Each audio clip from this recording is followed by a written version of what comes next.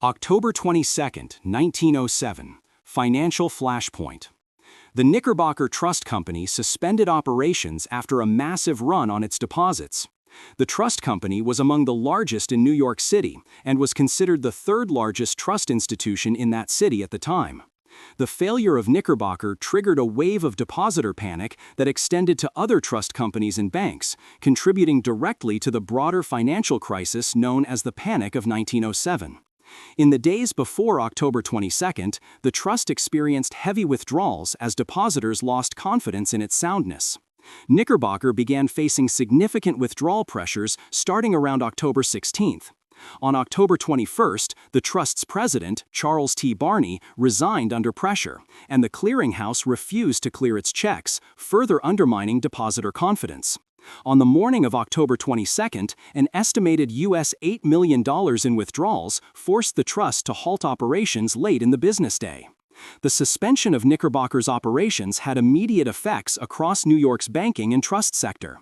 Other trust companies faced runs as depositors fled, and banks became reluctant to lend to one another. The trust companies of that era were lightly regulated, held fewer cash reserves, and lacked a formal lender of last resort backing.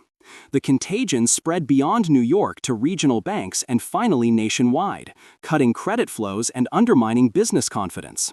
The crisis illustrated structural weaknesses in the U.S. financial system. Because trust companies did not qualify for membership in the private clearinghouse associations or receive emergency lifelines, they were particularly vulnerable to the sudden withdrawal of funds.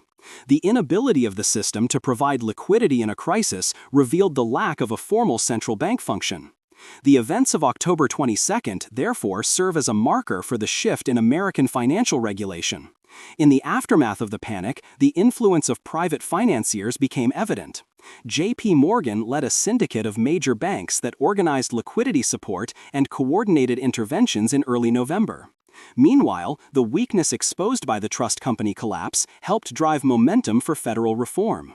The federal government and Congress eventually responded by creating the Federal Reserve System in 1913, providing a formal lender of last resort and stabilizing mechanism. The day stands out in American financial history because it crystallized the power of depositor confidence and the systemic risk posed by lightly regulated institutions. The Knickerbocker Trust collapse illustrated that even large institutions could fail quickly in the face of mass withdrawals and absent emergency support. The knockout effect on the trust sector triggered broader economic consequences, including diminished business investment and tightening of credit. Research notes that firms affiliated with the worst affected trusts experienced declines in return on equity and investment following the panic. October 22, 1907, thus marks a turning point.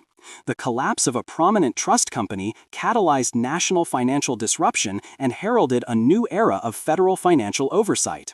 The event underscores the fragility of trust-based institutions in an environment without centralized safety nets and remains a key case in the study of banking panics and systemic risk in the United States.